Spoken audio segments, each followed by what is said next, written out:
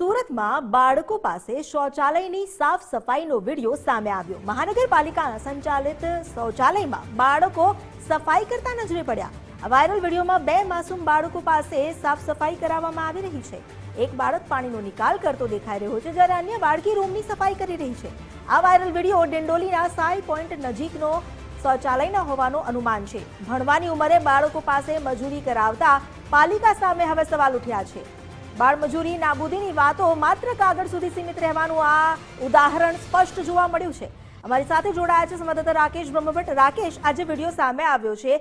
એક તરફ બાળ મજૂરીને લઈને કેટલાય કાયદા, તેમ છતાં પાલિકા સંચાલિત શૌચાલયમાં જ આવો વિડીયો।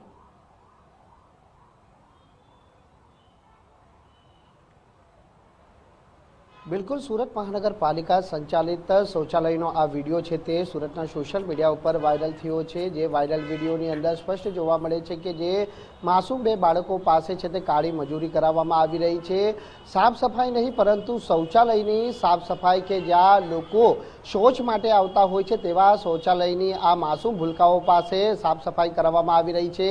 એક બાળક કે જે ભણવાની ઉંમરે, શાળાએ જવાની ઉંમરે આ શૌચાલયની સાફ સફાઈ કરતો જોવા મળે છે, જેમાં જે સાફ સફાઈના દંડા વડે પાણીનો નિકાલ કરી રહ્યો છે, ત્યારે બીજી તરફ એક માસૂમ બાળકી પણ છે કે જે શૌચાલયમાં આવેલા એક રૂમની અંદર સાફ સફાઈ કરતી જોવા મળે છે। આ વાયરલ વિડીયો સુરતના ડિંડોલી વિસ્તારમાં આવેલા સાઈ પોઈન્ટ નજીક સુરત મહાનગરપાલિકા સંચાલિત પે એન્ડ યુઝ ટોયલેટનો હોવાનું હાલ પ્રાથમિક અનુમાન છે। જો કે સંબંધિત કન્સલ્ટ વિભાગ છે તે સુરતના લિંબાયત ઝોનના અંદરમાં આવે છે, જ્યાં કાર્યપાલક ઇજનેર જોડે પણ આ મામલે સંપર્ક કરવાનો પ્રયત્ન કરવામાં આવ્યો, પરંતુ જાણે પાલિકા તંત્રના અધિકારીઓને તો માત્ર એસી ઓફિસમાં બેસી અને આવી ઘટનાઓને તમાશો જોતા હોય તે પ્રકારની સ્થિતિ છે તે અહીં જોવા મળી રહી છે।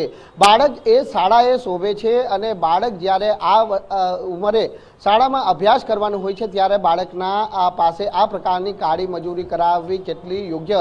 એક તરફ સરકાર છે તે બાળકોને અભ્યાસ કરાવવા માટે ખાસ નગર પ્રાથમિક શિક્ષણ સમિતિની શાળાઓ છે તે ખોલવામાં આવી રહી છે અને આ શાળાઓની અંદર આવા માસૂમ અને ગરીબ વર્ગના બાળકોને અભ્યાસ આપવામાં આવે છે, પરંતુ પાલિકામાં દીવા તળે અંધારો જેવો ઘાટ છે તે સુરત મહાનગરપાલિકામાં જોવા મળ્યો છે કે પાલિકા તંત્રના જે use and pay and use ટોયલેટની અંદર જ્યારે આવા માસૂમ બાળકો પાસે આ પ્રકારની મજૂરી કરાવવામાં આવતી હોય ત્યારે પાલિકા તંત્રના જે કારભાર સામે સવાલ અહીં ચોક્કસથી ઉપસ્થિત થઈ રહ્યા છે।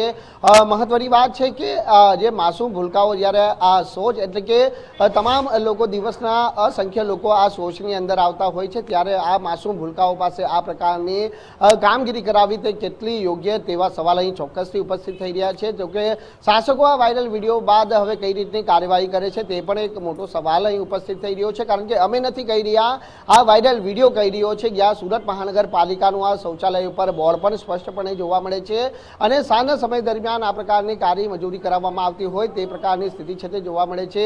એક તરફ બાળ મજૂરીનો કાયદો અમલમાં છે અને બાળ મજૂરી નાબૂદી કરવા માટેની જે કાર્યવાહીની મોટી ગુલબાંગો મારવામાં આવે છે તે માત્ર કાગળ સીમિત રહી ગઈ હોય તે પ્રકારે અહીં આ સ્થિતિ છે તે આ વાયરલ વિડીયો ઉપરથી જોવા મળી રહી છે।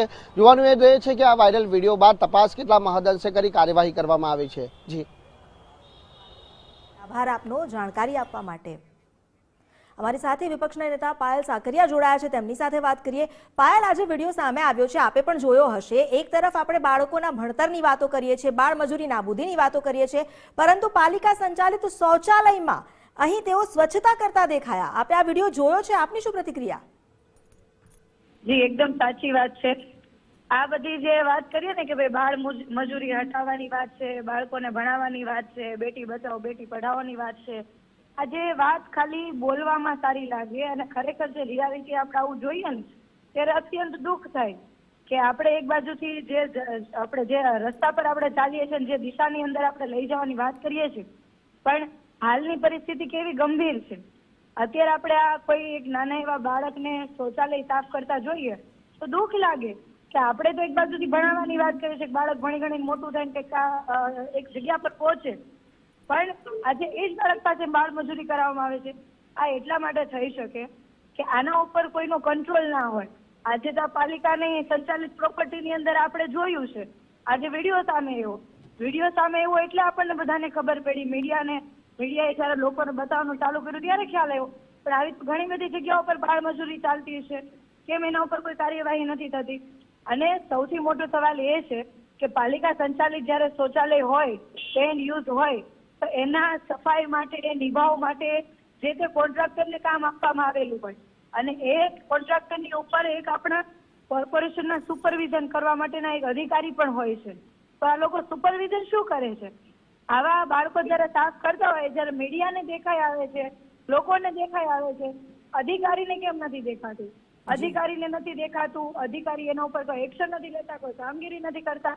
અને ઉપરથી કહેવાય ને કે ભાઈ આ કામ આમ જોવા જઈએ, અધિકારીઓ જયારે પોતાની જવાબદારી ભૂલે ત્યારે શાસકો એના ઉપર બેસીને કામ કરાવવાની જવાબદારી હોય છે કે ભાઈ તમે આ તમારી જવાબદારી ભૂલ્યા કરવાનું હોય છે. પણ એ પણ કહેવાય ને કે ઘોર નિંદ્રામાં હોય એવી રીતના કામગીરી ચાલી ગઈ છે. બસ પોતાના મળતિયાઓને કોન્ટ્રાક્ટ આપવો, નો ફાયદો થવો, કોન્ટ્રાક્ટરનો ફાયદો થવો, બાકી જેનું જે થવું હોય એ થાય. આવી રીતના આખું સંચાલન ચાલે ને ત્યારે આવી ઘટનાઓ બનતી હોય છે. આ બાબતે આજે અમે કમિશનરશ્રીને રજૂઆત કરીશું કે માત્ર શૌચાલય નહીં, પરંતુ જ્યાં જ્યાં આવી ઘટનાઓ આપણી પાલિકા સંચાલિત જેટલી પ્રોપર્ટીઓ છે કે જે આપણે ટેન્ડર પ્રક્રિયાથી આપેલી હોય કે પછી કઈ અલગ રીતમાં આપેલી હોય, તો તમામ જગ્યાઓ પર તપાસ થાય કે બાળકોનું કે શોષણ નથી થઈ રહ્યું ને બાળ મજૂરી કરવામાં નથી આવી રહી ને એ બાબતની તપાસ થાય. અને આ જે ઘટના બની છે આમાં જે કોઈ જવાબદાર હોય એના વિરુદ્ધના કાયદેસરના પગલાં લેવામાં આવે. જી પાયલબેન, આભાર આપનો અમારી સાથે જોડાવા બદલ.